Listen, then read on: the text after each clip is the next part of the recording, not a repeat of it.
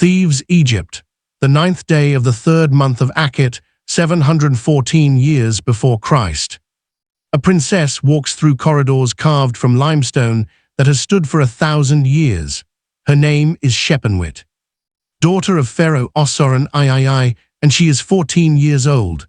She wears white linen, so fine it required 6 months to weave.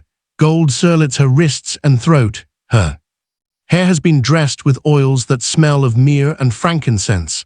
By every visible measure, she is being prepared for the highest honor a royal daughter can receive. She is terrified. The corridors lead deeper into the temple of Karnak, past public halls where common people leave offerings, past courtyards where priests perform ceremonies visible to thousands. These are the spaces her father knows, the spaces that appear in official accounts, the spaces that represent Egyptian religion as divine order and sacred majesty.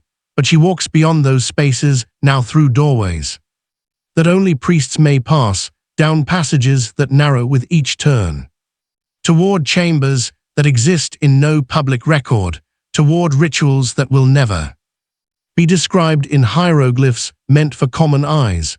3 priestesses accompany her. They are not guards exactly, they do not restrain her, they simply walk beside her with the calm certainty of women who have performed this task before, women who have led other princesses down these same corridors, women who know precisely what awaits in the chamber ahead.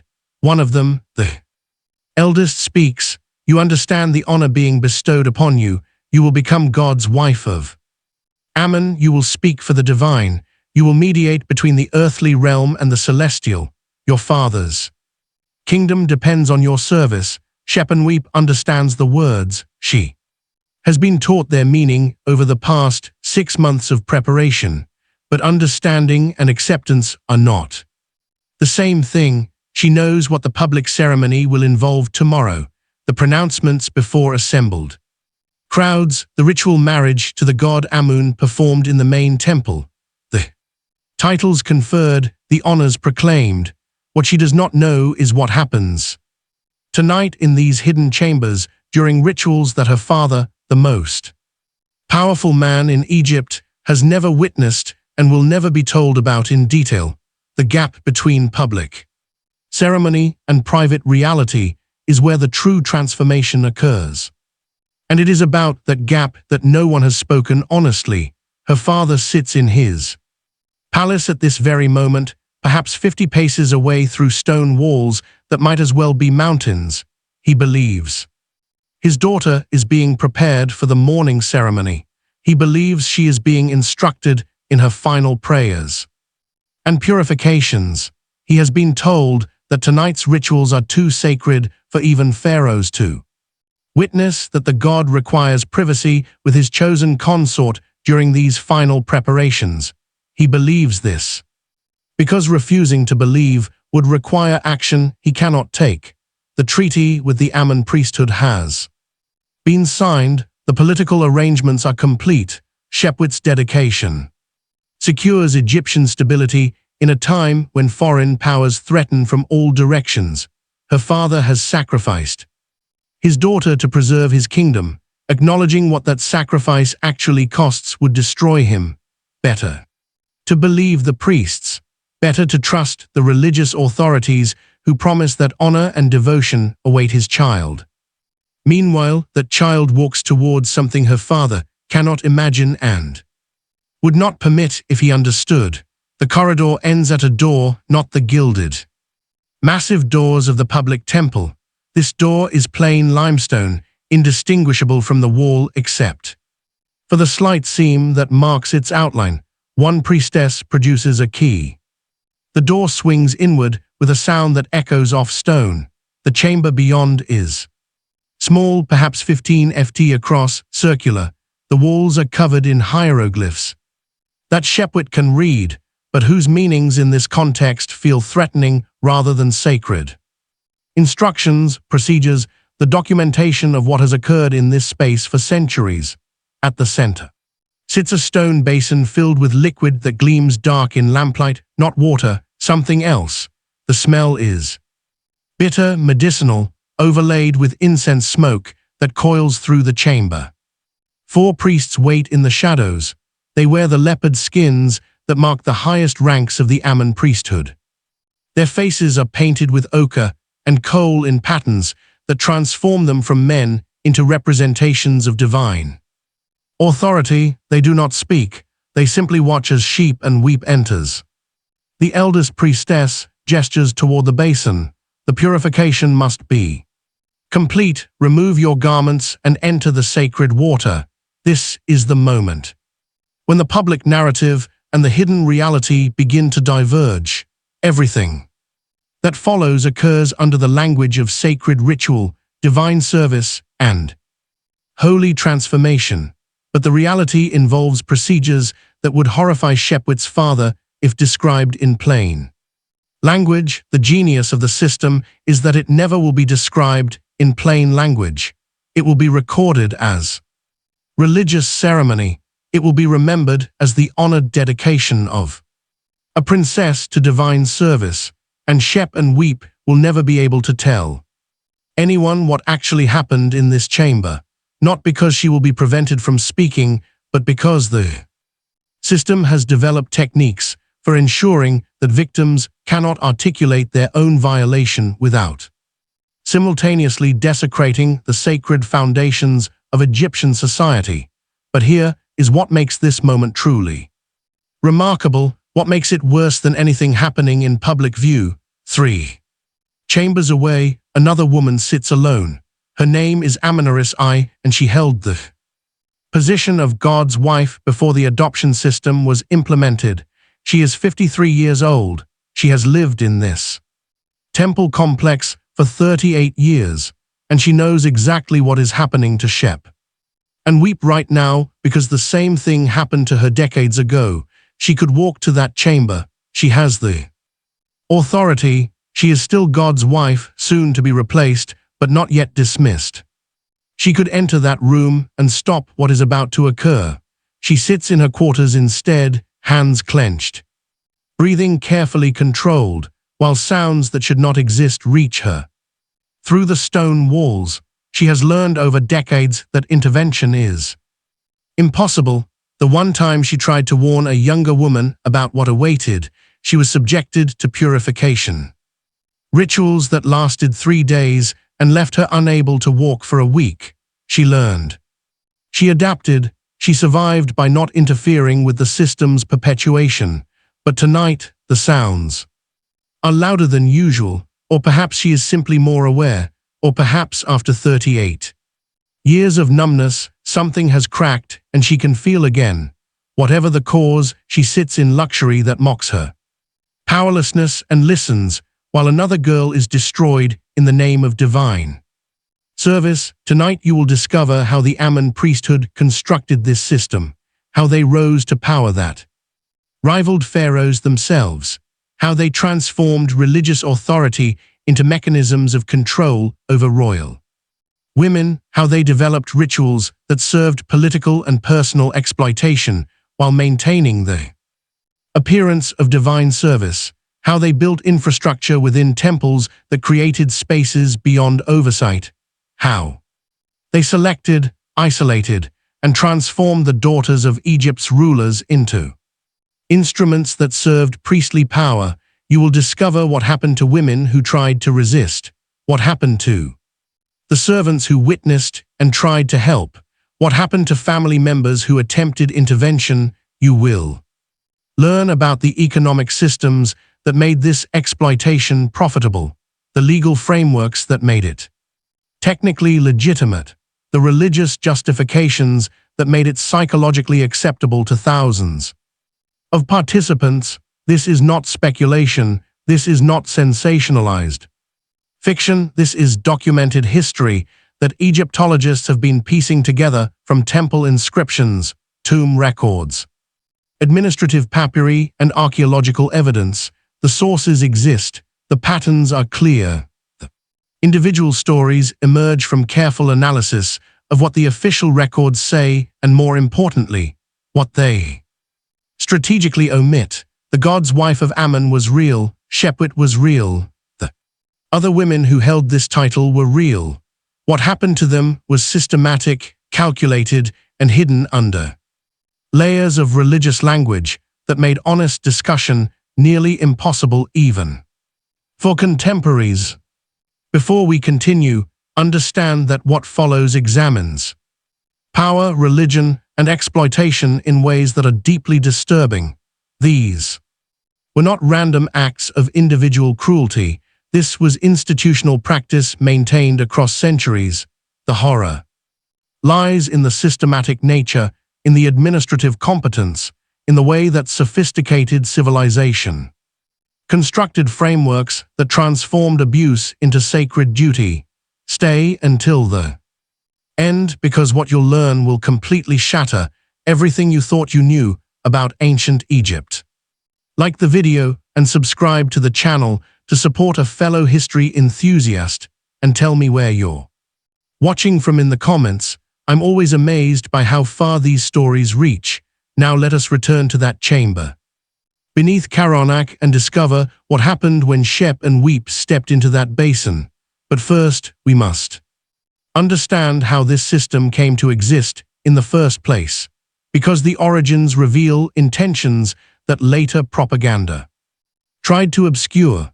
To understand how Egyptian high priests gained the power to control Pharaoh's daughters, you must first grasp the unique nature of the Amun priesthood and how it evolved over 1,000 years into a state within the state. Egypt's religious system was never monolithic. The land contained thousands of temples dedicated to hundreds of deities. Each major city had its patron god. Each temple had its priesthood. During most of Egyptian history, pharaohs maintained clear supremacy over religious institutions. They appointed high priests. They controlled temple revenues. They ensured that no single priesthood accumulated enough power to challenge royal authority. But Almond was different from the beginning. The god originated in Thebes, a relatively minor city during the Old Kingdom, when Theban princes overthrew foreign rulers and established the Middle Kingdom. Around 2,000 years before the Common Era, they elevated their local deity to national prominence. Amun became associated with the sun god Ra, merging into Amun-Ra, king of the gods. Thebes became the religious capital, and the priests who served Amun suddenly found themselves managing the most important cult in Egypt, the New Kingdom. Beginning around 1550, before the Common Era brought explosive growth in Amun's prominence, pharaohs campaigned across the Near East, conquering territories from Nubia to Syria. They attributed their military success to Amun's favor. They showered the Theban temples with tribute from conquered peoples: gold, silver, land, slaves. The wealth flowing into Karnak temple became staggering. Contemporary records provide specific numbers that reveal the scale. A papyrus from the reign of Ramesses III documents that the Amun temples owned 421,000 head of cattle, 433 gardens, over 80 ships, 65 villages, and employed 81,000 workers. This was not a religious institution in the modern sense. This was an economic empire. By the time of Ramesses III, around 1150 before the Common Era, the Amun priesthood controlled nearly 1/3 of Egypt's arable land. They employed tens of thousands of people. They operated workshops, farms, mines, trading expeditions. They maintained private armies for protecting their vast holdings. They had become, in economic and political terms, as powerful as the pharaoh himself. But here is what the official inscriptions never directly stated. This wealth created corruption that the priesthood itself documented in internal records, never meant for public view. Administrative papyri discovered in temple archives reveal embezzlement, bribery, and systematic exploitation of workers. Priests lived in luxury that exceeded royal standards, while temple laborers subsisted on minimal rations. The gap between religious ideals and actual practice was enormous. This created a fundamental problem. Pharaohs derived legitimacy from divine mandate. They ruled because the gods approved. But if the priests who supposedly mediated divine will became too powerful and too corrupt, they could threaten that legitimacy. They could declare that the gods were displeased. They could withhold the religious ceremonies that confirmed royal authority. They could in effect veto pharaonic power through religious means. The priesthood and the throne entered a delicate balance. Neither could destroy the other without destroying the foundations of Egyptian society. Pharaohs needed priestly confirmation of divine favor. Priests needed royal protection and patronage. The relationship was symbiotic but increasingly strained. Multiple pharaohs attempted to limit priestly power during the New Kingdom. Akhenaten tried the most radical solution, attempting to replace the entire Egyptian religious system with worship of a single solar deity. His revolution failed catastrophically. After his death, the Amun priesthood returned with enhanced power, having demonstrated that even pharaohs could not successfully challenge their authority. The lesson was clear. Direct confrontation with the priesthood was political suicide, but allowing them unchecked power was equally dangerous. Egyptian rulers needed a different strategy, a way to maintain influence within the Amun cult without triggering the kind of religious crisis that had destroyed Akhenaten. Into this tension stepped a remarkable innovation: the position of God's wife of Amun. The title appeared during the Middle Kingdom, but gained political significance during the 18th dynasty. God's wife of Amun was presented as the earthly consort of the god. She performed rituals that theoretically placated Amun, ensuring his continued favor toward Egypt. She held enormous religious authority, second only to the high priest of Amun himself, and critically, she was always a woman of royal blood. Initially, this position was held by pharaohs' wives or mothers, women of the royal family who were already connected to the throne. The arrangement worked. It gave the royal family direct involvement in Amun's cult without challenging priestly authority. It demonstrated pharaonic piety. It created a visible link between the divine and the royal. Queen Aetep held the title during the 17th dynasty. Queen Amos Nefertari, who helped expel the Hyksos invaders and establish the new kingdom, wielded enormous influence through the position. These women were powerful political figures in their own right. The god's wife title enhanced their authority rather than constraining it. But something changed during the Third Intermediate Period, when Egypt fragmented into competing kingdoms. The nature of the position transformed in ways that official records obscure but administrative documents reveal. A papyrus from year 7 of Pharaoh Shabaka, discovered in Theban temple archives, contains correspondence between royal officials and the high priest. The letter discusses arrangements for the dedication of the pharaoh's daughter. The language is bureaucratic, discussing logistics, housing assignments, staff allocations, revenue transfers, but buried in the administrative detail is a phrase that reveals the power dynamic in accordance with the terms demanded by the temple. As condition for recognition, the priesthood was making demands, pharaohs were complying, and the terms involved surrendering royal daughters. The Kushite pharaohs, who reunited Egypt from their base in Nubia around 750 before the Common Era, faced a particular problem. They were foreign conquerors who needed to legitimize their rule over traditional Egyptian territories. They needed the Theban priesthood's recognition more than most rulers. Because their right to rule was questioned by traditional Egyptian nobility, the priests had leverage. They could grant or withhold religious legitimacy, and they used that leverage to extract an unprecedented concession. The pharaoh's daughter, not his wife or mother, would become God's wife of Amun. She would be dedicated young Before marriage, she would take vows of chastity that prevented her from bearing heirs. She would adopt the next god's wife as her successor, maintaining the position's continuity outside normal dynastic succession. Most critically, she would reside permanently in Thebes, within the temple complex, under priestly supervision. This arrangement fundamentally altered the power dynamic. The pharaoh was surrendering his daughter permanently to priestly authority.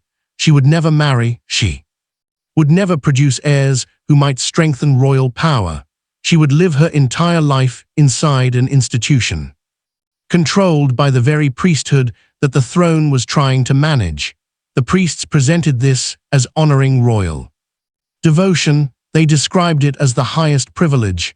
They recorded it in inscriptions as evidence of pharaonic piety, but structurally it was hostage taking rendered sacred. And once the precedent was established with the Kushite dynasty, every subsequent ruler faced the same expectation. The first pharaoh's daughter to hold the position under these new terms was Amenorhis I, daughter of Kashta, around 740 before the Common Era. She was dedicated at age 13. According to inscriptions that calculate her years of service, she adopted Shep-an-Weep, the first daughter of the next pharaoh, as her successor when that girl reached age 12. This established the pattern. Each god's wife would adopt the next pharaoh's daughter, creating a chain of succession that tied each new dynasty to the Theban priesthood. But here is what the inscriptions never explain. Why did adoption become mandatory under the previous system? When queens held the title, it passed naturally through royal family lines. The adoption requirement served one specific purpose. It ensured that the god's wife's loyalty belonged to her adoptive predecessor and the priesthood, rather than to her birth family and the throne. The woman who adopted you controlled your inheritance.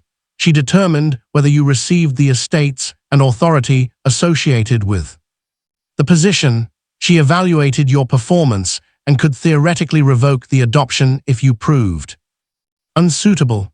This created a chain of obligation that ran through the priestly institution rather than through royal lineage. More importantly, it meant that each pharaoh could not reclaim his daughter, once adopted by the previous god's wife. She legally belonged to that line of succession. The priesthood had found a mechanism to permanently extract royal daughters from family control while maintaining the appearance of honoring those families. The women who held this position were among the most powerful people in Egypt. Administrative terms, they controlled vast estates. They commanded enormous staffs. They performed rituals that theoretically determined the kingdom's fate. Temple inscriptions describe them as beloved of Ammon, divine consort, mistress of the two lands. An economic document from year 15 of Ossuran III lists properties controlled by the gods' wife Shep-an-Weep II. The holdings included 7 major estates in Upper Egypt, 3 estates in the Delta, 2 trading stations in Nubia, workshops employing over 3,000 craftsmen, agricultural lands worked by 15,000 laborers, and yearly revenue equivalent to approximately 2 tons of gold.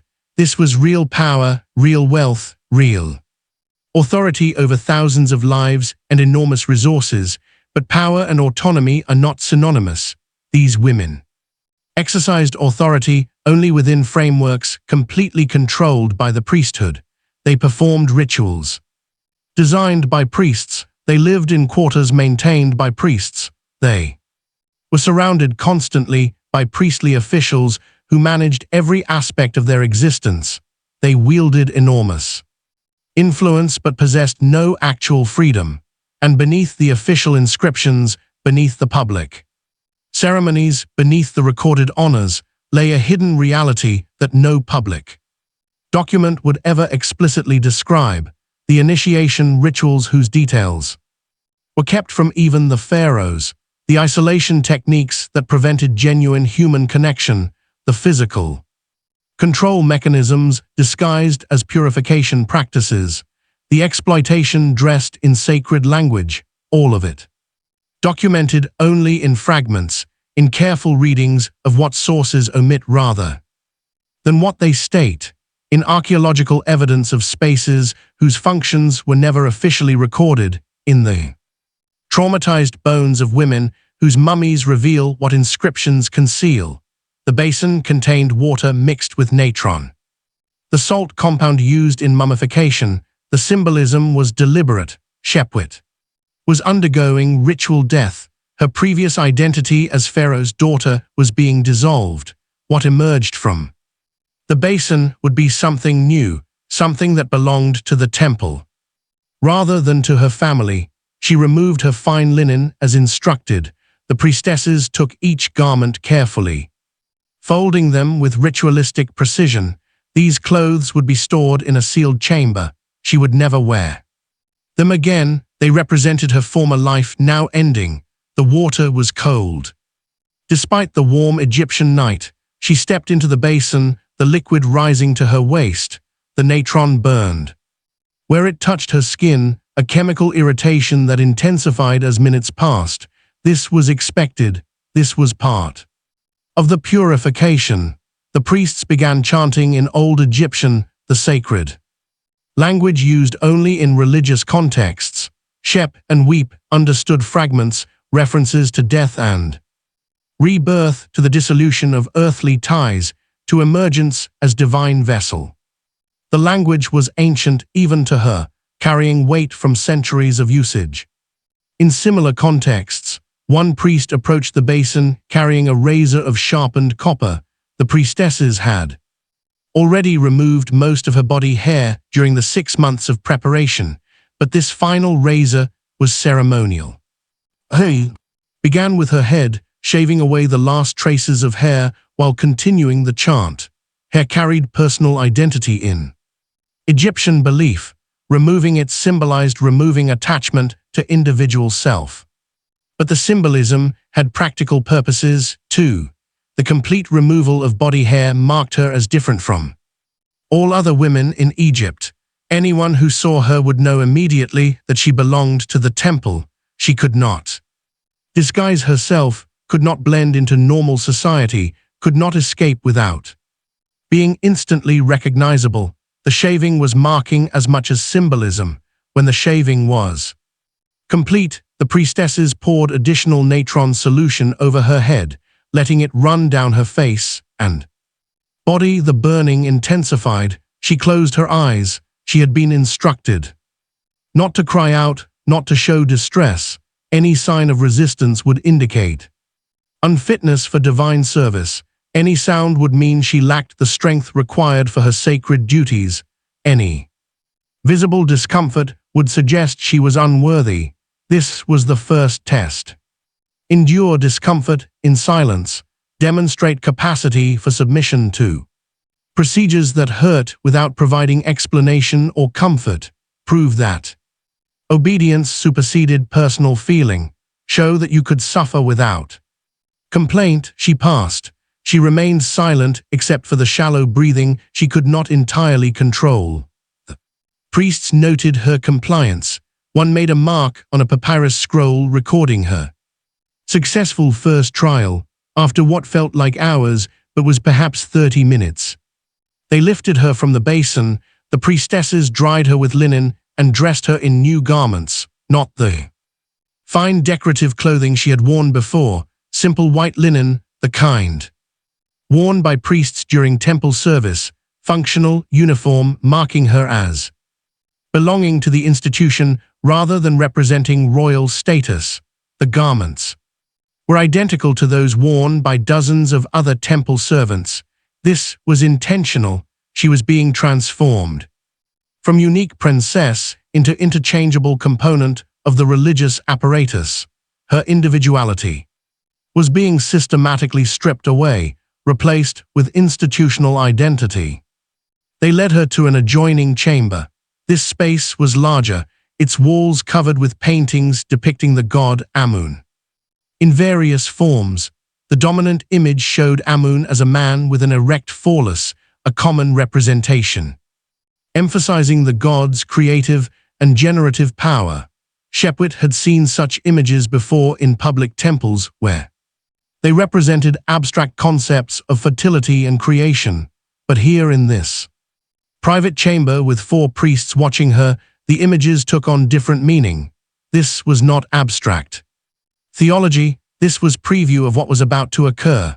The paintings were instruction manual rendered in religious iconography. The high priest of Ammon stepped forward. His name was Montuhat, and he was the most powerful non-royal person in Egypt. He controlled the Theban temple complex with absolute authority. He commanded resources that rivaled the pharaoh's treasury. He had survived 3 different dynasties by making himself indispensable to each successive ruler through a combination of religious legitimacy and economic power. He was 63 years old and had held his position for over 30 years. He had personally supervised the initiation of 4 previous gods' wives. He knew exactly what he was doing. This was not his first time. This was refined procedure perfected through decades of practice. You are no longer Shep and Weep, daughter of Ossoran, he stated. His voice was formal, ritual, devoid of personal warmth. You are the god's wife, the divine consort, the earthly vessel through which Ammon's will manifests. Your previous identity is dead. What remains is sacred instrument. He gestured to a platform at the chamber's center. Lie down. The consecration must be completed.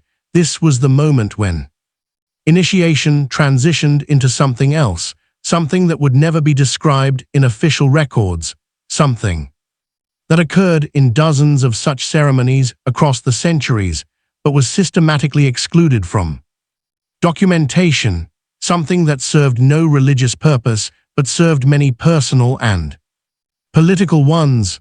Shepwit understood with sick clarity what consecration meant. The 6 months of preparation had included veiled references, explanations, delivered in euphemistic language about sacred union and divine marriage and physical manifestation of spiritual reality, but the euphemisms had been deliberately vague, preventing her from fully grasping what they described until this moment when refusal was impossible. She looked at the door. The priestesses stood before it, blocking any exit. She looked at the priests. Their painted faces revealed nothing. They were not men in this context, or so the religious framework insisted. They were representatives of divine authority. Their actions, whatever those actions might be, occurred within framework of religious ritual and therefore transcended normal judgment. But Shep and Weep was 14 years old, and she understood that what was about to happen had nothing to do with gods and everything to do with power. She understood that these men had developed a system that let them do whatever they wanted to royal daughters while calling it worship. She understood that she was trapped. Lie down, Montuhot repeated. The god awaits his consort. She had been raised to believe that gods were real, that religious ritual connected earthly and divine realms, that priests mediated sacred power. These beliefs had been the foundation of her education, her worldview, her understanding of reality itself. The genius of the system was that it weaponized those beliefs. To resist the priests was to resist the gods. To question the ritual was to question religious truth. To refuse was to commit sacrilege that would delegitimize her father's reign and bring divine wrath upon Egypt. This was the trap. Resist and cause national catastrophe, submit and endure personal destruction. There was no third option. She lay down on the platform. The stone was cold beneath the thin linen that was already being removed from her body. What followed was violation, rendered sacred through context. The priests performed actions that served their own purposes while describing those actions as religious necessity. They invoked divine authority to justify procedures that had nothing to do with genuine spirituality and everything to do with establishing absolute control. over a 14-year-old girl who had no power to resist and no language to describe what was happening without blaspheming against the foundations of Egyptian religion itself. The ceremony lasted until dawn. Multiple priests participated in rotation. They recorded their actions and documents using coded language. The divine marriage was consummated. The god received his bride. The sacred union was achieved. These phrases would appear in internal temple records. They documented what occurred without actually describing it. Years later, when archaeologists discovered these records, most initially interpreted the language as purely metaphorical, symbolic descriptions of spiritual communion. It was only through cross-referencing with architectural evidence, with the design of these chambers, with the injuries visible in mummified remains, with comparative analysis of similar systems in other cultures, that the literal reality began to emerge. This was not metaphor, this was documentation of systematic abuse disguised under religious terminology. When the sun rose, they dressed Shepwet again. They painted her face with cosmetics in the elaborate style reserved for God's wife.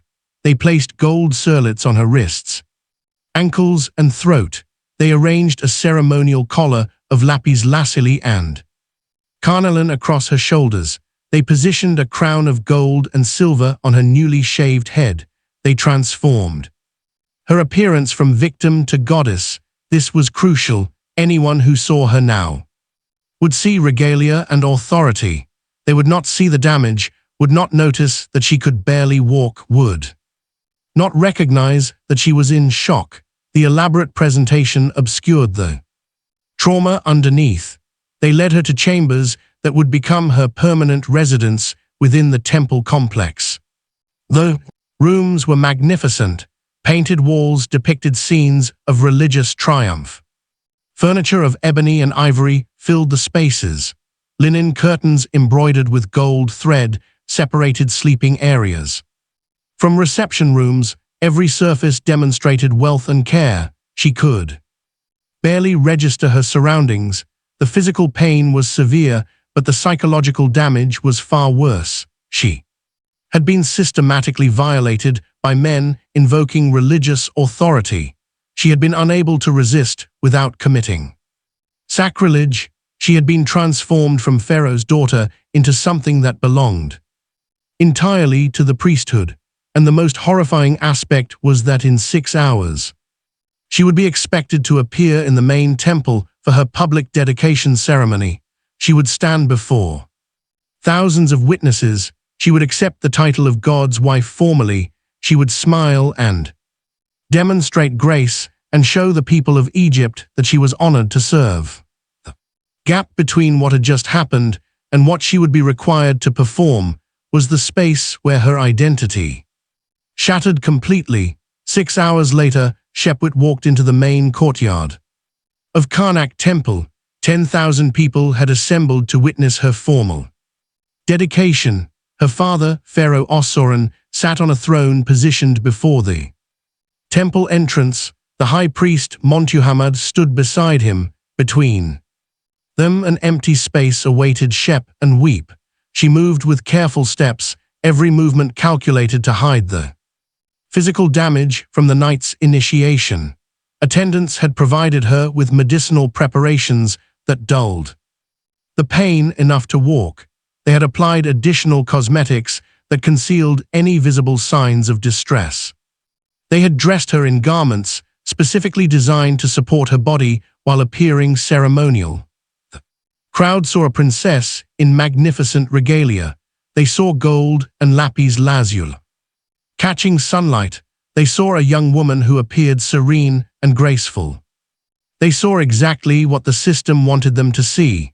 As Shep and Weep walked toward the throne, a voice in the crowd called out, a woman's voice speaking Nubian rather than Egyptian. The words were indistinct, but the tone was questioning. Several Egyptian onlookers turned toward the voice, frowning at the interruption of the sacred ceremony. Guards moved toward the woman who had spoken. She was quickly escorted from the courtyard. Her voice faded as she was taken away. Ceremony continued without further interruption, but in that moment, Shepenui had understood something crucial. Her family back in Nubia, her mother's relatives who had sent her to Egypt as part of the political arrangement, did not know what had happened. They believed the official narrative, and anyone who questioned that narrative would be removed before their questions could spread. The system had built-in mechanisms for suppressing dissent, not through overt violence, but through swift, quiet removal of anyone who threatened the official story. High Priest Monto began the formal dedication. He recited prayers that described Shepenwipid's virtues, her devotion, her purity, her perfect suitability for divine service. Each word was carefully chosen to reinforce the narrative that this was honor rather than captivity. Pharaoh Ossoran spoke. Next, he declared his pride in his daughter's selection for this sacred role. He praised her willingness to serve the gods. He expressed gratitude to the Amun priesthood for recognizing her worthiness. His voice wavered slightly when he mentioned her mother, who had died 2 years earlier and would never see this day. That waver was the only crack in the performance, but it was enough to tell Shepenwip that her father was not entirely at peace with this arrangement. Some part of him questioned, some part of him suffered, but not enough to stop it, not enough to risk the political consequences of withdrawal. His doubt was real but impotent. When the speeches concluded, Shepenwip was required to speak, to address the assembled crowd, to express her joy and devotion, to confirm that she embraced this role willingly. She spoke the words that had been written for her. Her voice was steady. She had practiced this speech for months. She delivered it with the precision of someone who had memorized every syllable and inflection. I am honored beyond measure to serve as God's wife of Amun. This sacred duty is the highest achievement of my life. I dedicate myself wholly to divine service. I renounce all earthly attachments in favor of spiritual communion. I pledge to perform my duties with devotion until death releases me to join the gods in the afterlife. The words echoed across the courtyard. 10,000 people heard her willing acceptance. 10,000 witnesses could later testify that she had embraced this role voluntarily. The system had manufactured consent through public performance.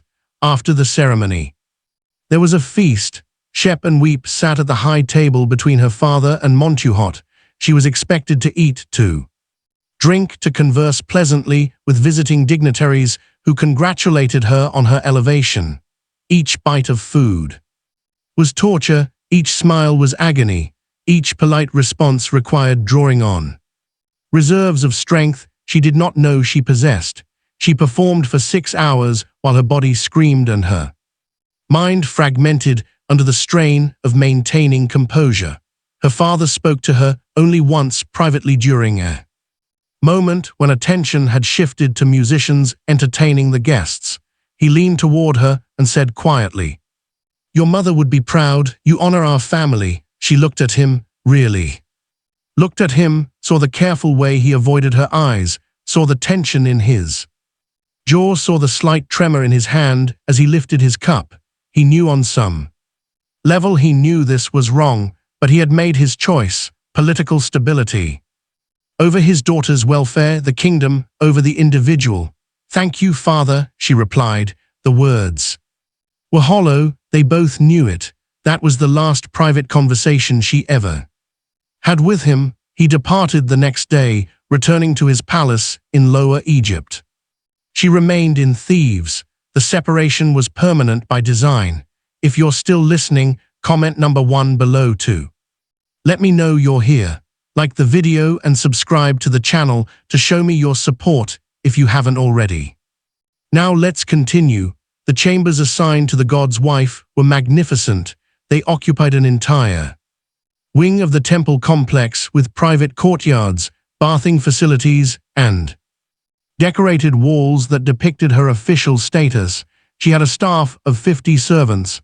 she possessed estates throughout Egypt that generated enormous revenue. She wore jewelry that exceeded the treasuries of minor kingdoms, but she was alone in ways that wealth could not address. The system had developed sophisticated isolation techniques perfected over generations. Shep and was surrounded constantly by people but permitted genuine contact with no one. Her servants were selected by the priesthood through a vetting process that prioritized loyalty to the institution over any possible personal attachment to her. They reported her conversations, her moods, her activities to priestly overseers through a formal system documented in administrative records. A papyrus discovered in temple archives lists the reporting requirements for God's wife attendance. Each evening, the senior servants submitted a written account detailing conversations held, emotional state observed, requests made, complaints voiced, visitors received, time spent in various activities, food consumed, prayers completed, and any unusual behaviors. These reports were reviewed by 3 different priestly officials and stored permanently. Shep and Weep discovered this system by accident 3 weeks after her dedication. She found a servant writing in a corner of the courtyard. Curious, she approached and read over the woman's shoulder before the servant noticed her presence. The papyrus contained detailed descriptions of everything Shep and Weep had said and done that day, including a notation that she had wept during evening prayers, suggesting incomplete acceptance of sacred duties. The servant froze when she realized Shep and Weep had seen the report. For a moment, their eyes met. Servant's expression contained something that might have been sympathy or might have been fear. Then she lowered her gaze and said nothing. Shep and Weep understood. The servants were not her allies. They could not be. Their positions depended on satisfying priestly supervisors. Any servant who developed personal loyalty to her would be transferred immediately and replaced with someone more reliable. She tested this understanding a week later. One young servant, a girl named Marriott, who appeared approximately Shepwit's age, had shown small kindnesses, bringing extra cushions without being asked, selecting foods that Shep and Weep preferred, lingering slightly longer than necessary during morning attendance, as though wanting to provide company. Shep and Weep attempted conversation.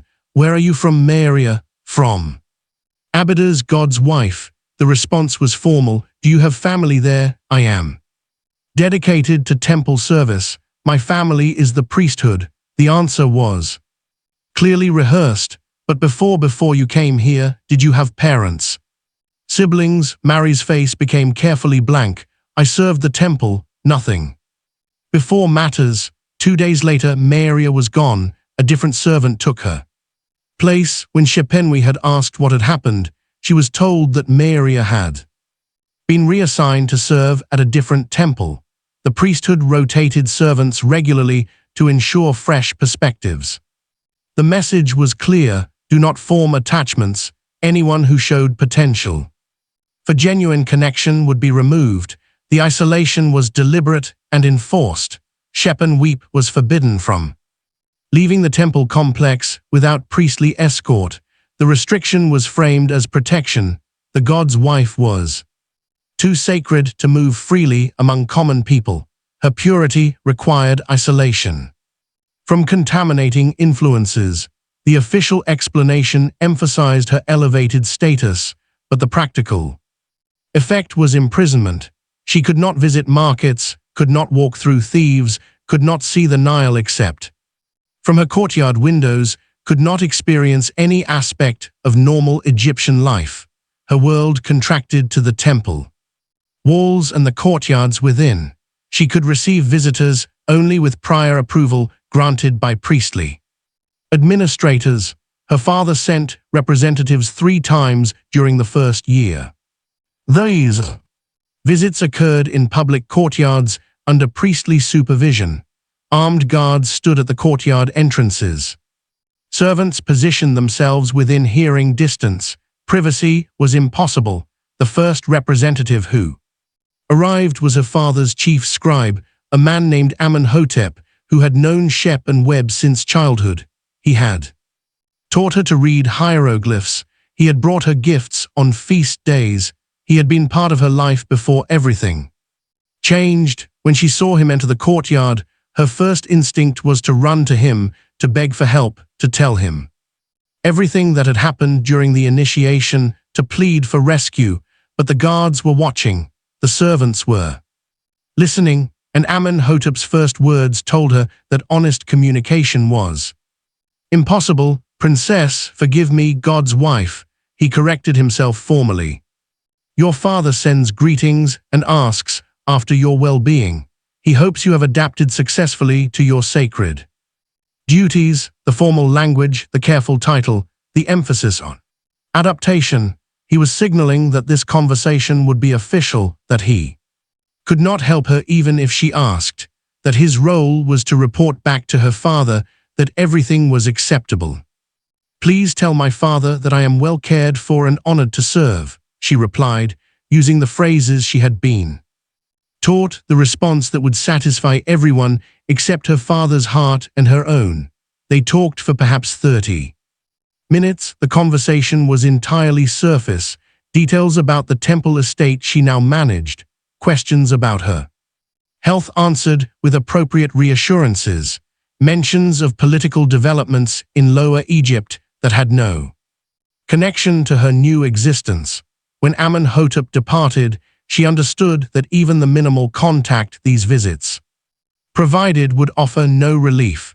The visitors saw what the system wanted them to see: a daughter living in luxury, a woman performing important religious functions, a princess elevated to the highest religious office. They reported back to Pharaoh as Ossorin that his daughter was well cared for and happy in her service. Ossorin believed them, because not believing would require confronting the possibility that he had surrendered his daughter to something horrific, and confronting that possibility would mean either rescinding her dedication, which would create religious crisis that could destroy his already shaky reign, or living with the knowledge that he had sacrificed his child to maintain political stability. Better to believe the reports, better to accept the official narrative, better to trust that the priests were honorable men supervising sacred service. The cognitive dissonance was comfortable. The truth would be unbearable. During one early visit from a different representative, Shepwit attempted to convey her suffering through careful language that might pass priestly review. While signaling distress to someone who knew her well, she described feeling overwhelmed by the sacred responsibilities and struggling to understand the full nature of divine service. She emphasized that the transition had been more difficult than anticipated and that she sometimes felt isolated despite the many people surrounding her. The representative, a military officer named Pedes, who had served with her father for 20 years, nodded sympathetically. "Such feelings are natural during any transition period," he replied. "You will grow into your role. Your dedication to duty is admirable. Your father will be pleased to hear of your humility and devotion." He had completely misunderstood, or chosen to misunderstand. She was describing captivity and trauma. He was hearing normal adjustment difficulties that would resolve with time after he departed. Montuhamad summoned her. "Your conversation demonstrated poor judgment," he stated coldly. "The God's wife does not express doubt. The God's wife embodies certainty in divine service. Uncertainty suggests weakness. Weakness threatens the divine order that maintains Egypt's stability. Future visits will be restricted until you demonstrate better understanding of your public role." The visit stopped for 8 months. When they resumed, Shep and Weep had learned to perform perfectly. She expressed nothing but contentment. She described her duties with apparent enthusiasm. She demonstrated complete adaptation to her role. The performance was so successful that her father sent a letter expressing relief that his initial concerns had been unfounded. His daughter was clearly thriving in her sacred position. The gods had blessed her with contentment in divine service. She read his letter in her chambers and felt something break inside her that would never properly heal. Her father believed the lie because she had learned to tell it convincingly. His relief proved her isolation was complete. The daily rituals required precise execution. Each morning before dawn, Shepwit woke and was bathed by attendants using water that had been blessed through overnight prayers. She was dressed in specific garments whose every detail carried symbolic meaning: white linen for purity, gold jewelry representing solar connection to Amun-Ra, specific cosmetics applied in ritual order. The process took 2 hours. At dawn, she entered the main temple to perform the morning ritual. This ceremony involved approaching the shrine containing Amun's cult statue, unsealing the doors, presenting offerings of food and drink, reciting prescribed prayers in Old Egyptian, performing gestures that had been codified centuries earlier, and resealing the shrine. The entire procedure was witnessed by priests who ensured exact adherence to tradition. The ritual sounds simple, but it carried enormous weight. Egyptian belief held that gods required daily sustenance and care. The morning ritual literally awakened Amun and provided for his needs. Failure to perform it correctly could anger the god. The kingdom's welfare supposedly depended on perfect execution. This meant Shepenwi had performed under constant pressure.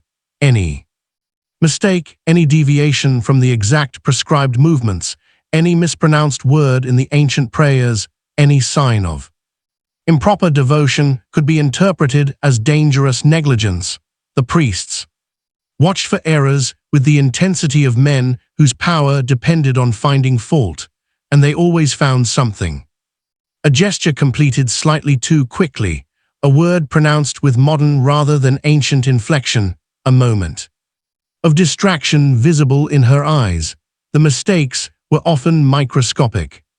Sometimes they were entirely invented, but they provided justification for what the priests called additional training sessions.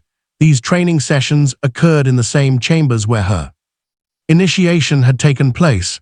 They always involved the same priests, though not always the same combinations. They always followed similar patterns that had clearly been established through long practice. Montu Emhat would summon her after discovering some error in her ritual performance.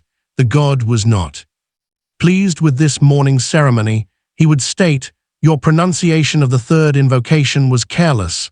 Divine favor requires perfection. You must undergo renewed consecration to restore proper connection with Amun."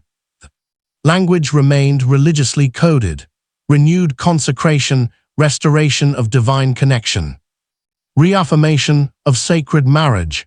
These phrases appeared in priestly documents, carefully phrased to sound like legitimate religious procedures to anyone who read them without understanding the context. But Shep and Weep understood. She had learned during the first few training sessions that these had nothing to do with correcting ritual errors and everything to do with maintaining control through systematic abuse.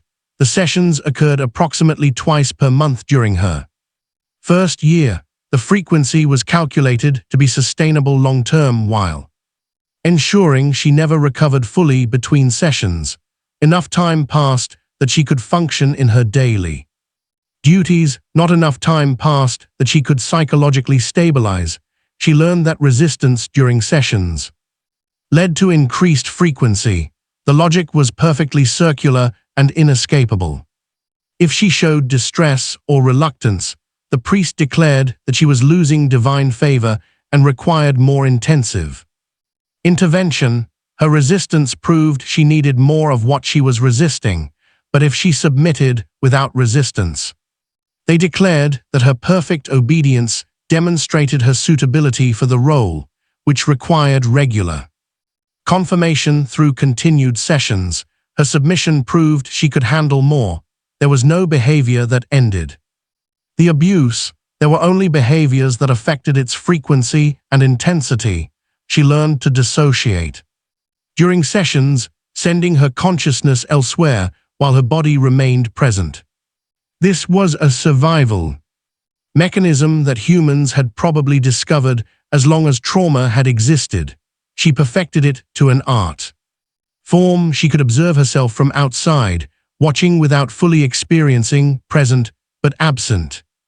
Simultaneously, the priests noticed and discussed among themselves. Shep and Webb had heard fragments of these conversations.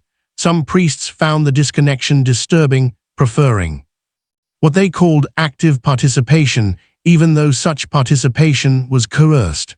Others found it acceptable, viewing her body as vessel whose psychological state was irrelevant to the ritual's supposed efficacy. 1. Priest, a man named Pediaman, who was younger than Montuhot, but equally powerful within the temple hierarchy, seemed to take personal offense at her dissociation. During sessions he supervised, he would demand that she demonstrate engagement.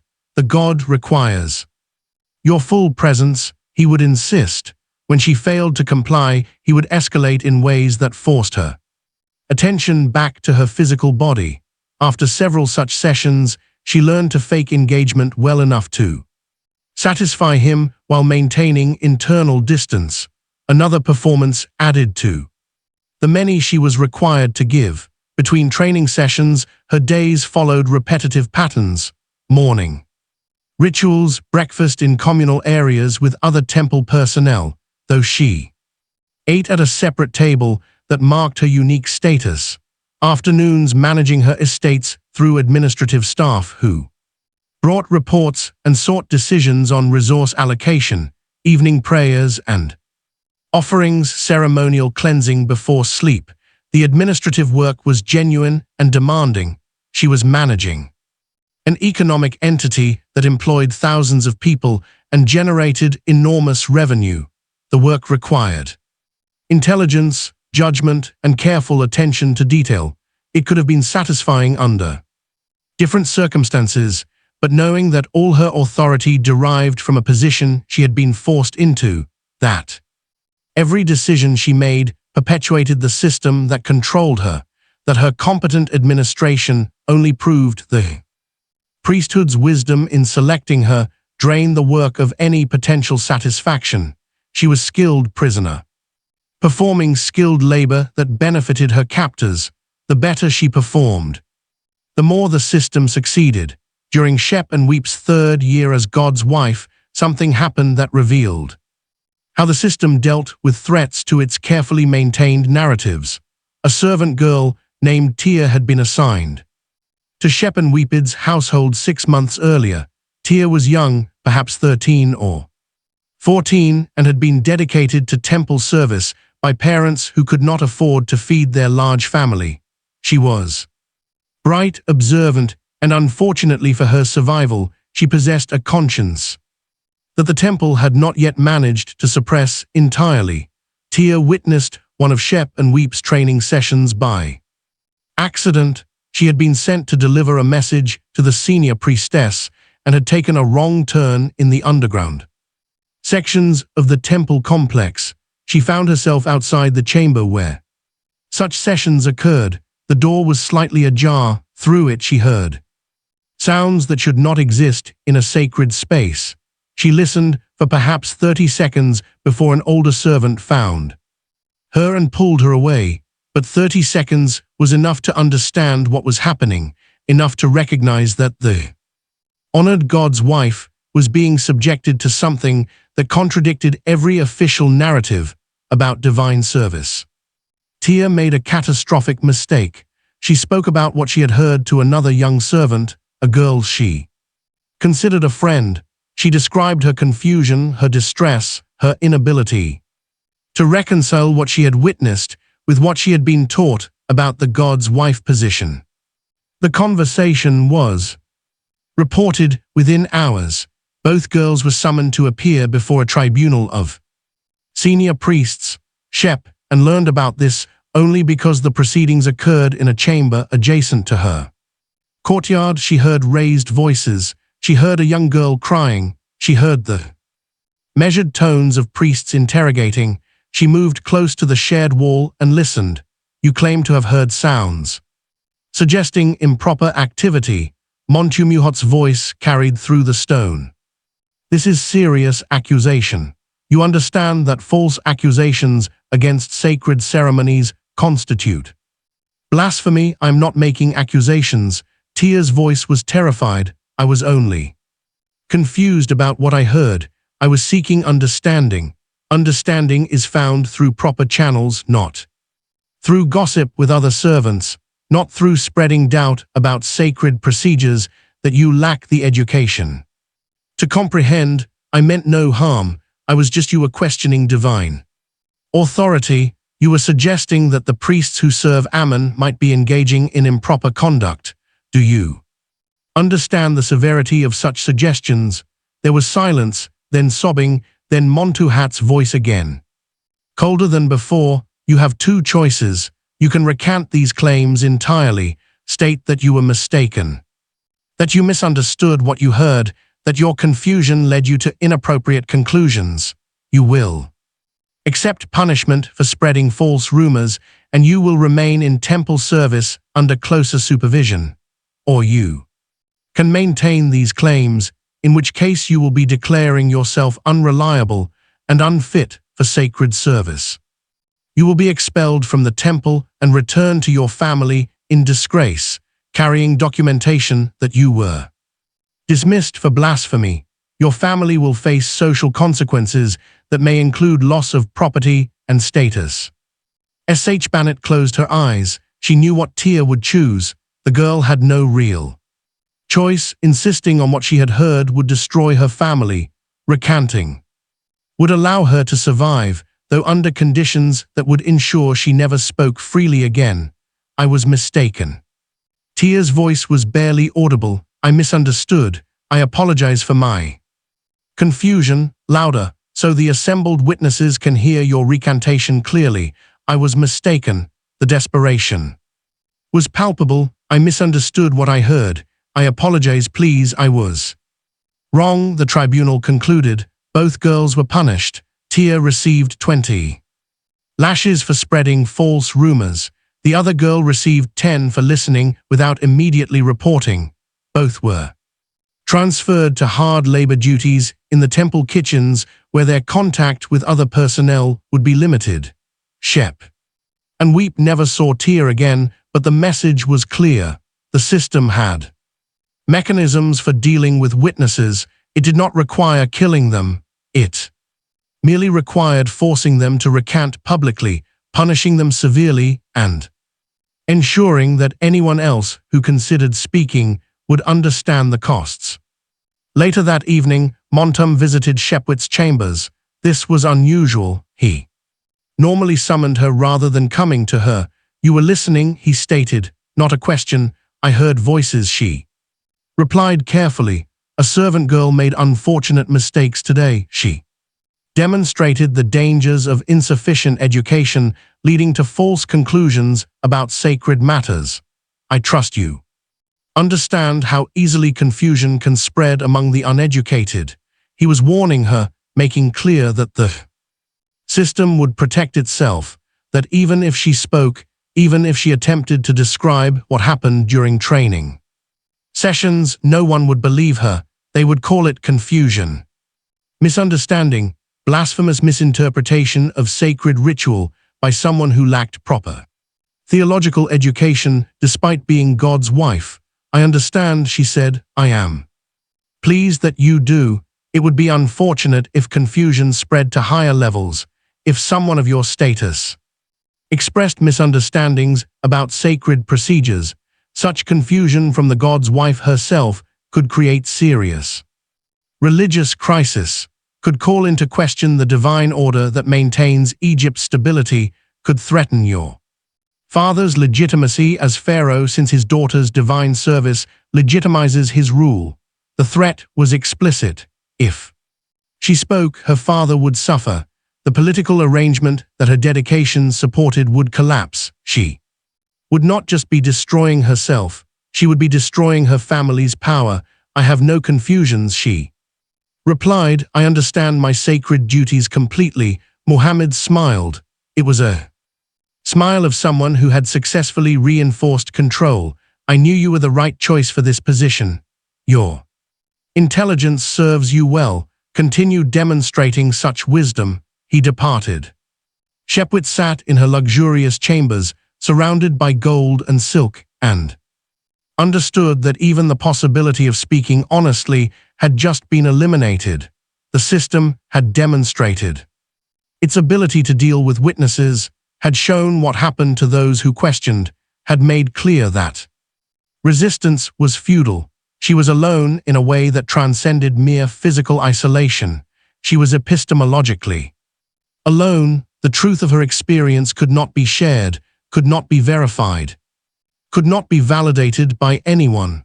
She existed in a private reality that diverged completely from official narratives, and that divergence would remain forever invisible to everyone except her captors.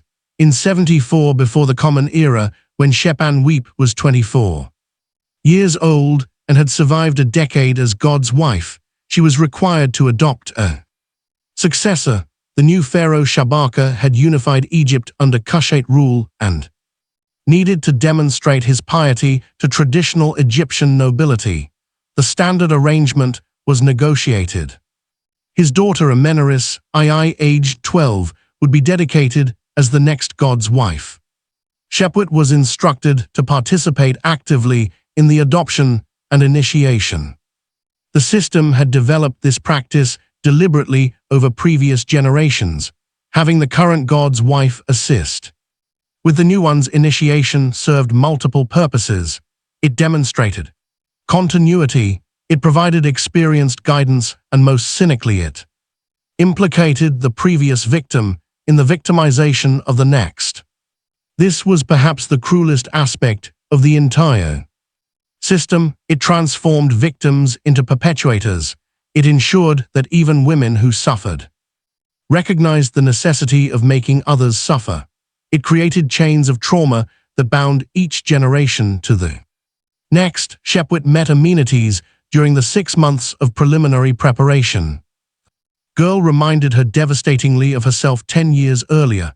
Same mixture of honor and anxiety, same incomplete understanding of what awaited her, same trust in religious authority that would be weaponized against her, same belief that this position represented genuine divine favor rather than elaborate captivity. They were permitted limited conversation during this period, though always under supervision. Multiple attendants positioned themselves within hearing distance. Guards stood at courtyard entrances. Privacy was impossible, but even these supervised conversations revealed Amenorис' personality. She was intelligent, curious, genuinely pious. She asked thoughtful questions about theology and ritual. She wanted to understand the religious meaning behind every procedure. Her sincerity made everything worse. She actually believed in the divine significance of what she was about to undertake. She viewed her dedication as the highest spiritual calling. She was honored to be selected. Her faith was real and deep, and about to be used as the mechanism of her destruction. Amenorис asked questions about daily life as God's wife, about the rituals, about estate management, about whether Shepwit enjoyed her service, about whether the position was as meaningful as everyone claimed it would be. Shep and faced impossible choices in these conversations. She could tell the truth, which would traumatize this child and possibly result in her own severe punishment for undermining the system, or she could lie, which would perpetuate Amenorис' false understanding and make the inevitable betrayal even more devastating, or she could attempt some middle path, providing hints without explicit warnings, hoping the girl might understand while maintaining plausible deniability if her words were reported. She chose a tempted middle ground, The initiation is intense, she said, carefully during one supervised conversation in a temple garden. It requires complete surrender to divine will. Some aspects are difficult to endure.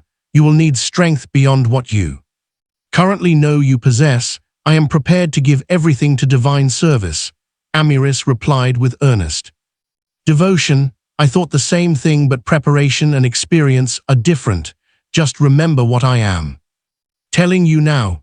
When the time comes, when you find yourself in circumstances that seem wrong, remember that resistance makes everything worse. Acceptance is survival. Amiris looked confused. Why would circumstances seem wrong if everything is divine service?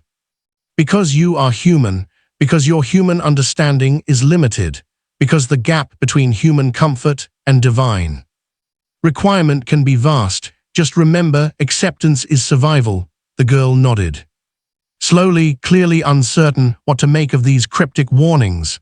The supervising priestess made notations on her ever-present papyrus. Shepwit knew the conversation would be reported and analyzed. She had chosen her words carefully enough to avoid explicit undermining of the system while attempting to provide some preparation for the horror that awaited. The conversation was reported to Montamhot. He summoned Shepenwit the next morning. Your conversation with the candidate contained troubling elements. He stated references to circumstances that seem wrong, suggestions that divine service involves something requiring survival rather than joy. These framings could create unnecessary anxiety. I was preparing her psychologically for the demands of the role, Shepwit replied. The initiation is challenging. She should not be completely unprepared. The initiation is sacred. Describing it as something to be survived rather than embraced undermines its spiritual significance. She will need to survive it, Shepwit said quietly. We both know that. Montuhamad's eyes narrowed. We know that divine service requires strength. We know that transformation is necessary. We know that the God demands complete submission. These are religious truths, not matters of survival versus destruction. Your framing suggests you have not fully accepted your own sacred role even after 10 years. The threat was implicit. Question too openly and face consequences. Shepenweep lowered her eyes in the gesture of submission she had perfected. Forgive my imprecise language, she said. I meant only that the sacred transformation requires inner strength. That is acceptable framing. Use it if you must provide warnings, but do not suggest that anything improper will occur. Do not plant seeds of resistance. Do you understand? I understand. She was dismissed. She had tried. She had done what she could. Within the narrow constraints of permissible speech, it was not enough. It would never be enough. Amanades would experience the same initiation that Shep and Wept had experienced. The same trauma, the same destruction of innocence, the same transformation from princess into instrument, and Shepwit would be required to watch. The night of Amanaris initiation arrived. Shepan Weepit was brought to the underground chamber where her own transformation had occurred a decade earlier. The space was unchanged. Same stone basin, same painted walls, same ritual implements arranged on shelves. Even the smell was identical, that mixture of incense and natron and something else that Shep and Weep had never been able to identify. Amonris was brought in by the priestesses. The 12-year-old girl's eyes were wide with a mixture of fear and anticipation. She had been prepared by 6 months of instruction. She understood that tonight's ritual was important and sacred. She did not understand what important and sacred actually meant in this context. She saw Shefen Weep standing against the chamber wall and smiled with genuine relief. The familiar face, the woman who had tried to prepare her, the current god's wife, who would guide her through whatever came next. The smile contained trust that made Shep and Weep want to weep. Montahemhut entered with 3 other priests. They wore full ceremonial regalia, including the leopard skin cloaks that marked highest rank. Their faces were painted with the ochre and coal patterns that transformed them from individuals into representations of divine authority. The ceremony began exactly as sheep and weapons had begun a decade earlier: the removal of garments, the entry into the natron basin, the ritual shaving, the prayers in Old Egyptian, the careful, systematic stripping away of individual identity in preparation for transformation into institutional instrument. Amonis endured the early stages with remarkable composure. She had been told these procedures were purification. She believed it. Her faith sustained her through the discomfort. But then came the transition to the adjoining chamber, the platform, the priests approaching, the moment when ritual preparation shifted into something else entirely. Shepard watched the exact moment when Amonis understood. The girl's face changed. Confusion became comprehension, became horror. She looked at Shep and Weep with an expression that contained betrayal and incomprehension and desperate plea for intervention. Shep and Weep could do nothing. She was required to witness, required to stand there silently while Amenorus was subjected to hours of violation, justified as sacred marriage ritual, required to observe every moment of trauma that she had experienced herself and was now watching inflicted on another child. This was part of the system's genius. Making previous victims watch new victims ensured that trauma bonded all the gods' wives together in shared experience that could never be discussed. It created a continuity of suffering that reinforced the system's permanence. Amenorus resisted, unlike Shepard, who had been paralyzed by fear and religious conditioning. Amenorus fought. She screamed. She struggled. She called for her father. She invoked the gods to stop what was happening. She did everything that Shep and Weep had been too shocked to do during her own initiation. The resistance made everything worse. The priests responded to her struggles by invoking additional purification procedures to drive out the evil spirits they claimed were causing her resistance. The abuse intensified under this religious framing. Her fighting was interpreted as evidence of demonic possession, requiring more aggressive spiritual intervention. By dawn, Amenorus was broken in ways that went beyond what Shepard had experienced. The resistance had provoked escalation that passive submission might have minimized. She could barely move, could barely speak. Her eyes were empty of everything except shock. The priest dressed her in the ceremonial regalia. They painted her face. They positioned her jewelry. They transformed her appearance from victim to goddess through cosmetics and gold. Then they led her to her new chambers, leaving instructions that she would be expected to appear for the public dedication ceremony in 5 hours.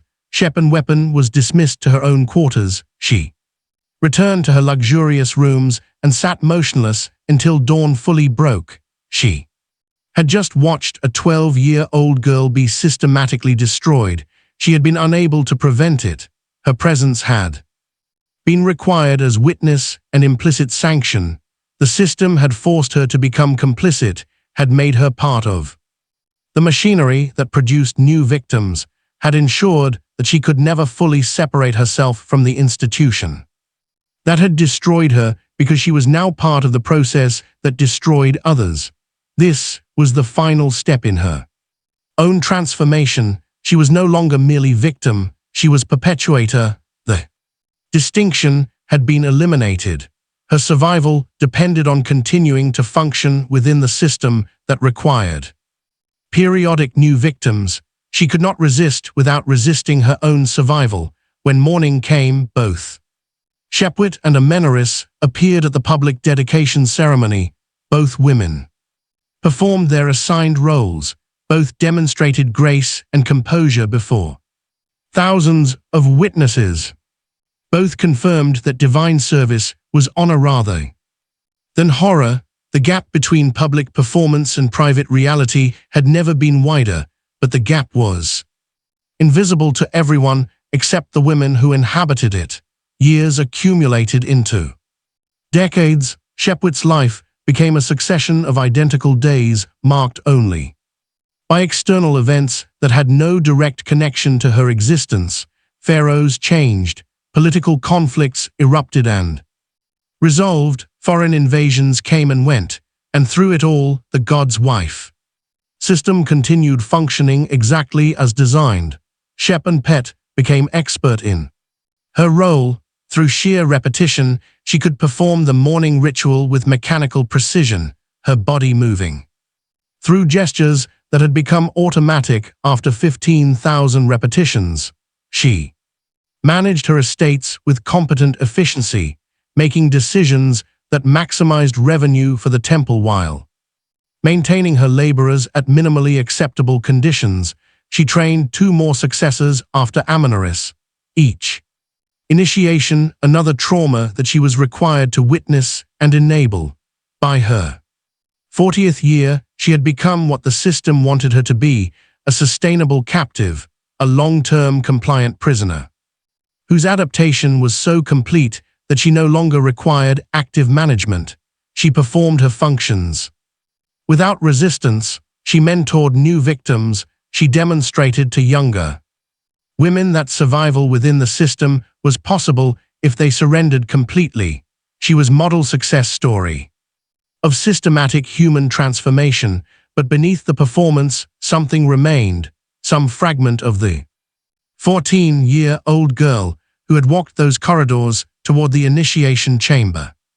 Some core of Shep and Weepit that had never fully surrendered despite decades of systematic pressure. She could not express this resistance externally, could not act on it in any meaningful way, but it existed nonetheless, hidden in spaces so private that even she rarely acknowledged its presence. This internal resistance manifested in small, useless gestures. She would sometimes speak her father's name aloud when alone in her chambers at night, pronouncing the Nubian syllables that official records had replaced with Egyptian versions. She would occasionally touch the wall in a specific pattern that had been a childhood gesture her mother taught her, a private ritual that meant nothing to anyone except Shep and Weep herself. She would deliberately mispronounce one word during the evening prayers, changing the vowel sound in a way that priests never noticed, but that represented tiny autonomous choice and otherwise completely controlled existence. These gestures were meaningless. They changed nothing. They affected no one. They served no purpose, except to prove to herself that some capacity for independent action still existed, even in purely symbolic form.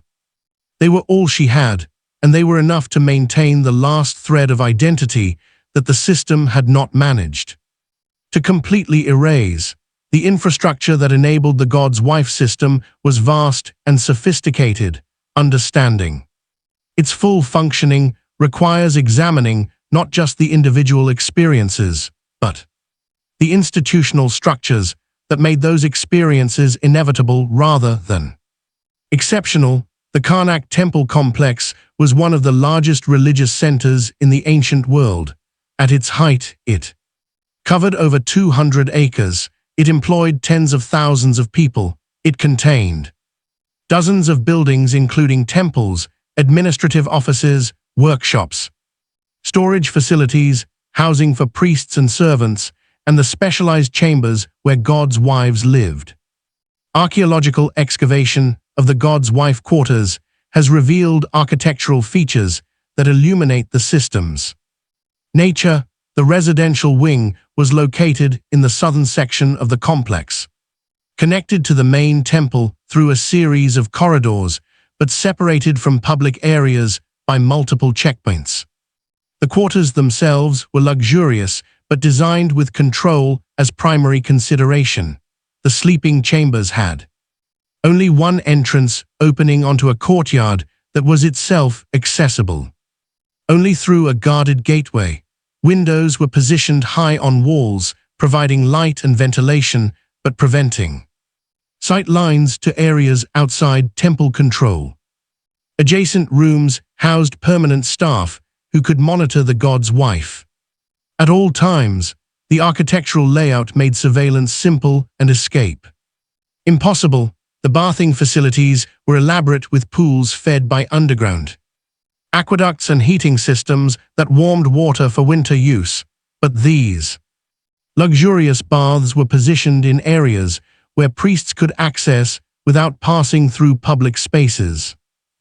Design facilitated control while maintaining appearance of providing comfort. Most significantly, the underground sections of the god's wife quarters connected through tunnels to other parts of the temple complex. These tunnels did not appear on any public maps. They were not visible from above ground. Their entrances were concealed behind decorative panels or hidden in storage areas, but they existed, providing access routes that allowed priests to come and go from the god's wife's chambers without being observed by anyone except carefully vetted staff. The existence of these tunnels was not documented in any official records. Archaeologists discovered them only through systematic excavation that revealed spaces whose function could not be explained by public temple operations. The tunnels served no legitimate religious purpose. They served control and access. They were infrastructure designed specifically to enable what official records would never acknowledge occurred. Similar architectural features have been found in temples at Memphis and Heliopolis, where gods' wives also resided. The pattern suggests systematic design rather than local improvisation. Someone, probably multiple someones, across generations, deliberately created spaces that facilitated abuse while maintaining the appearance of honorable religious service. The economic structure supporting the god's wife position was equally sophisticated. Temple records document the estates controlled by various gods' wives across 2 centuries of the system's operation. The properties were consistently substantial, generating annual revenues that would make their holders wealthy by any ancient standard, but this wealth served control more than comfort.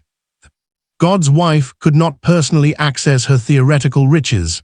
She could make administrative decisions about estate management, but priestly supervisors reviewed all major transactions. She could not liquidate assets, transfer wealth to others, or use financial resources to facilitate escape. The money existed on papyrus more than in her actual control. The economic power served several functions. It demonstrated that the position was genuinely important, not merely ceremonial. It provided work that occupied the god's wife's time and attention. It created incentives for servants and administrators to support the system's continuation since their livelihoods depended on it, and it made external observers view the position as privileged rather than captive. A particularly revealing document survives from the administration of Shepenwheat III in the 6th century before the Common Era.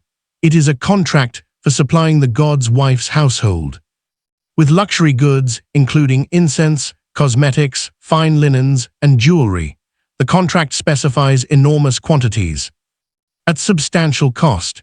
It demonstrates the material wealth surrounding the god's wife, but notations in the margin reveals something else.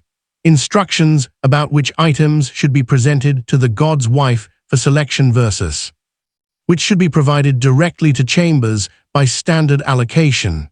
The god's wife was permitted to select some luxury items, creating the illusion of personal preference and choice, but basic necessities were simply allocated without her input, making clear that her control was limited and supervised.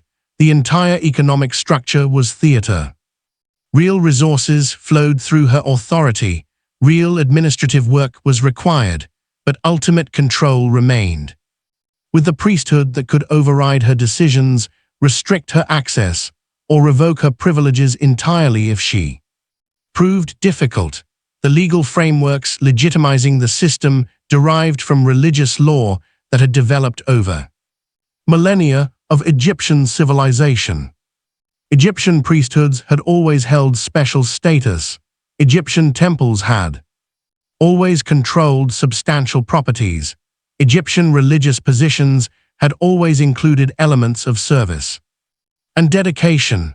The God's wife system fit within these existing legal categories while being far more extreme in practice than the law explicitly acknowledged. This created plausible deniability. Defenders could argue that the God's wife was simply an elaboration of established religious practices.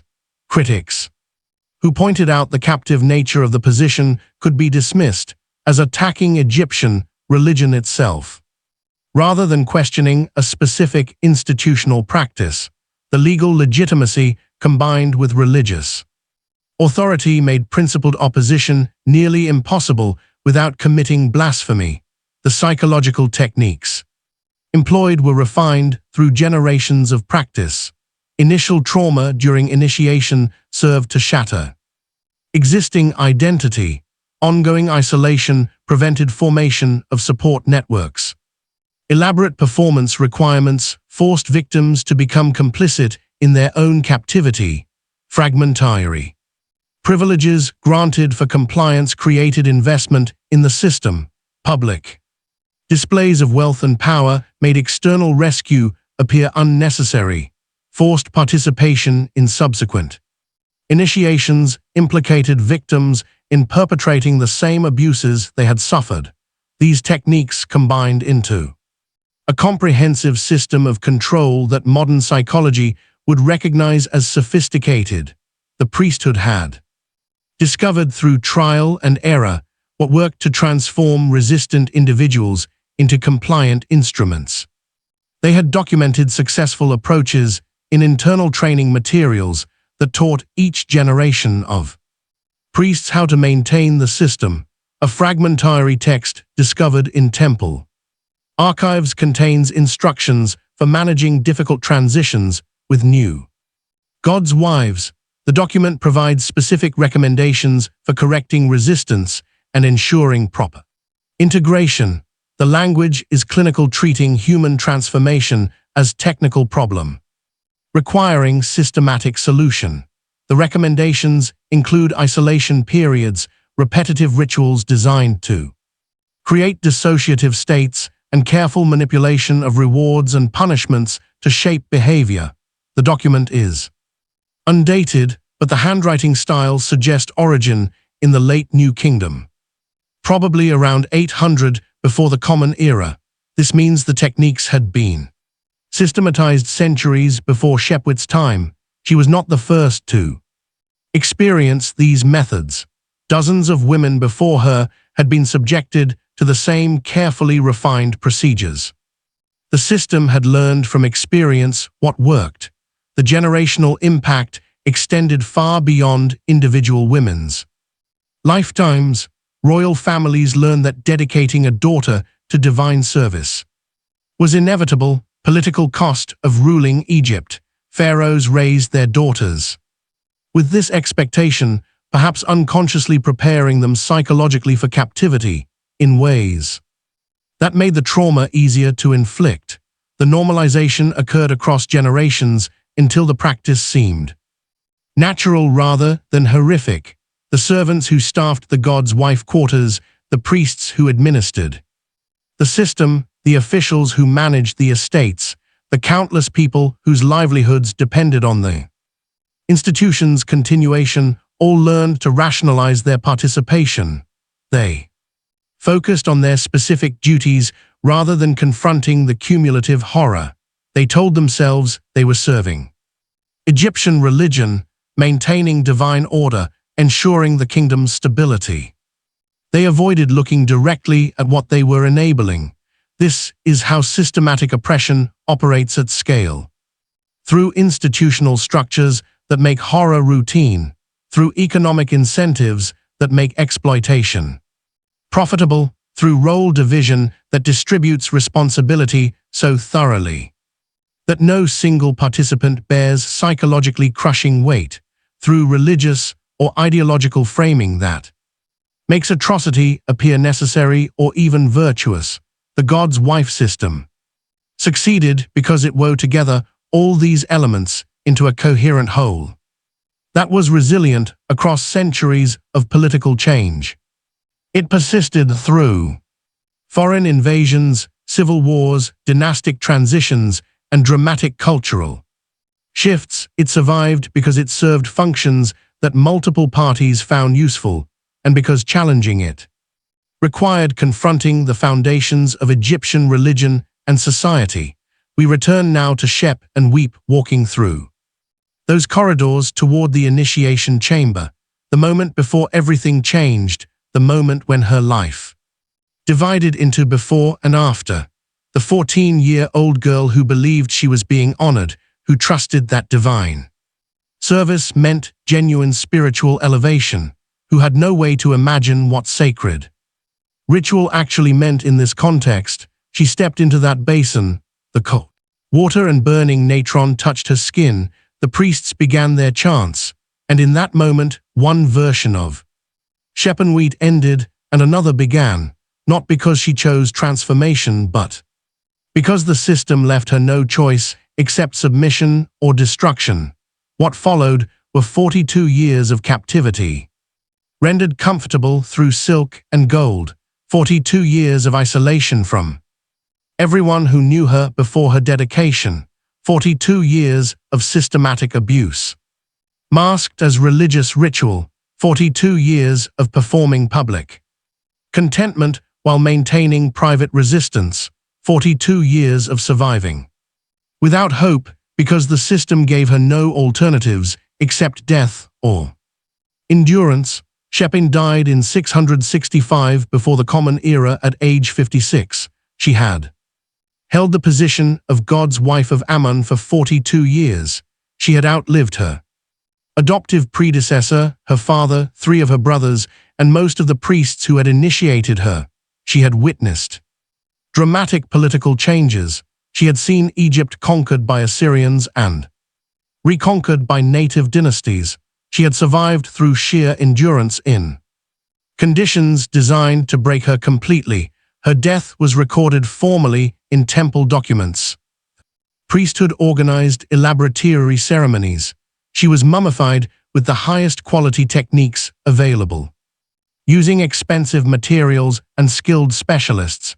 Her tomb was filled with luxury goods for the afterlife, including furniture, jewelry, food offerings, and protective amulets. Everything was done according to established protocols for someone of her status. The tomb was located in the Medinit Habu necropolis near the temple complex. Her sarcophagus was limestone, overlaid with gold leaf and decorated with religious scenes. The inscriptions identified her as God's wife of Ammon, divine adoratress, beloved of the god, mistress of the 2 lands.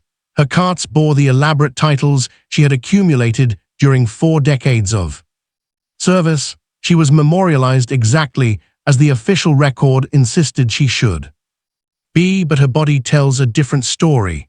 Modern analysis of her mummified remains has revealed evidence that contradicts the official narrative of honored service.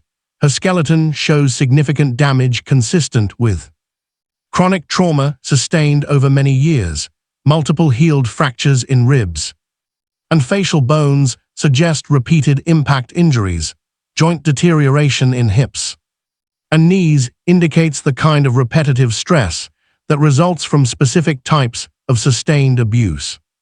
Pelvic damage visible in the skeletal structure is exactly what forensic pathologists recognize as resulting from systematic violation beginning in early adolescence and continuing for decades. Her bones do not lie, they bear physical witness to what hieroglyphic inscriptions never state. They are the evidence that makes the hidden system visible to modern examination. Amenorus II succeeded her as God's wife.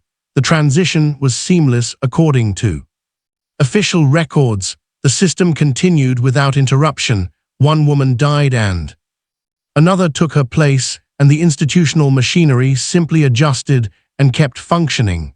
A Menard served for over 40 years, dying around 620 before the Common Era.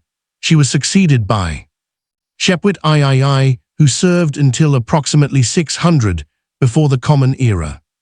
Shepin III was succeeded by Nakris I, who held the position until 586. Nakris was succeeded by Ankes Nefera, who would be the last woman to hold the title. The chain of succession stretched across 2 centuries, each woman dedicated young, each subjected to the same initiation procedures, each living in the same isolated quarters, each performing the same rituals, each managing the same estates, each suffering the same systematic abuse disguised as divine service, each dying eventually and being replaced by the next pharaoh's daughter. Dozens of women total across the system's full operation. Most of their names are lost to history. Some are preserved only as brief mentions in administrative documents. Few, like Shepwit, have tombs that survived with their inscriptions intact, but all of them existed, all of them endured, all of them survived or failed to survive the same systematic structure. The system ended in 525 before the Common Era, when Persian conquest disrupted the Ammon priesthood's power. The Persian king Cambyses invaded Egypt and dismantled much of the traditional religious infrastructure. The priesthood lost its political leverage. The economic resources that had supported the god's wife position were redirected to Persian administration. The temples continued operating, but under Persian oversight that eliminated priestly independence. The last god's wife, Ankhanis Nefera, lived through the conquest but was not replaced when she died. The political conditions that had made the position useful had changed. Egypt was part of the Persian Empire. The old power dynamics between throne and temple no longer applied. The priesthood lacked the leverage to demand that Persian rulers surrender their daughters to priestly authority. The institution that had consumed dozens of women across 2 centuries simply stopped, not because anyone recognized its injustice, not because the priesthood experienced moral awakening, not because victims organized resistance that forced systemic change, but because political circumstances shifted and the leverage it provided was no longer useful to any party with power to maintain it. This is the coldest truth. The gods' wives were freed not by principled opposition to their exploitation, but by Persian conquest that made their continued captivity administratively inconvenient. Their suffering ended as impersonally as it had begun, a side effect of military and political developments that had nothing to do with their humanity or their decades of endurance. Ankes Nefer died around 525. Before the Common Era, at approximately 85 years old, she had been dedicated at age 10 in 595, meaning she served as God's wife for approximately 70 years, 7 decades of captivity that began before she fully understood what childhood was and ended only when death released her. What did she feel when the system ended? Relief that no new God's wife would be dedicated, grief that her suffering had served no transcendent purpose, but only temporary political convenience, anger that she had endured for so long only to see the institution abandoned without acknowledgement of its costs. The sources do not record her emotional response. She remains silent in death as she was required to be silent in life. The legacy of the God's wife system extends beyond its operational period. It demonstrates how religious authority can be weaponized to create structures of oppression that appear legitimate to contemporaries and to later generations who read only official records. It shows how administrative sophistication can make systematic exploitation sustainable. Across centuries, it reveals how economic incentives create networks of support for institutions that destroy individuals while benefiting many others. It proves that sophisticated civilization is entirely compatible with institutionalized atrocity when the right combination of religious justification, legal framework, and economic incentive exists. These lessons matter because the patterns persist in different forms, different cultures, different religions, different specific practices, but the underlying dynamics repeat. The use of sacred language to mask exploitation, the isolation of victims from support networks, the transformation of resistance into evidence requiring more intervention, the economic and political incentives that make many people invested in system continuation, the official narratives that sanitize history for later generations who prefer comfortable lies to uncomfortable truths. Shepan Webbit and the other gods' wives deserve to be remembered not as exotic examples of ancient religious practice, but as human beings who endured systematic captivity for decades while being told their captivity was honor. They deserve acknowledgement that what was done to them was exploitation regardless of the religious framing. They deserve recognition that their strength in surviving does not justify the system that required them to exercise that strength. The comfortable narratives that present the god's wife as a position of genuine spiritual authority are false, not entirely false in that these women did perform real religious functions and wield real administrative power, but false in omitting the costs. The captivity, the systematic abuse, the total absence of meaningful choice. Truth is harder but necessary. These women were instruments of a system that served priestly and political interests. They were valuable to that system precisely because they could be presented as honored while being controlled. Their apparent power made their actual powerlessness invisible. Their luxury made their captivity deniable. Their compliance, whether genuine or performed, made challenging the system appear unnecessary to most observers. Understanding this requires confronting uncomfortable questions about how societies enable institutional oppression, how religious authority can be manipulated by those who claim to represent it, how administrative competence can serve evil purposes as effectively as it serves good ones, how economic incentives can make exploitation sustainable and even profitable, how official narratives can successfully hide truth for millennia when those narratives serve the interests of powerful institutions. Zeb and Weep walked into that chamber in 714 before the Common Era. The system consumed her. She survived through strength and fragmentation and the development of psychological coping mechanisms that allowed endurance without acceptance. She performed public compliance while protecting some fragment of private resistance. She endured for 42 years. She died still captive, still performing, still maintaining the appearance of contentment that the system required, and for 3 millennia her suffering was hidden beneath inscriptions proclaiming her honor and blessing.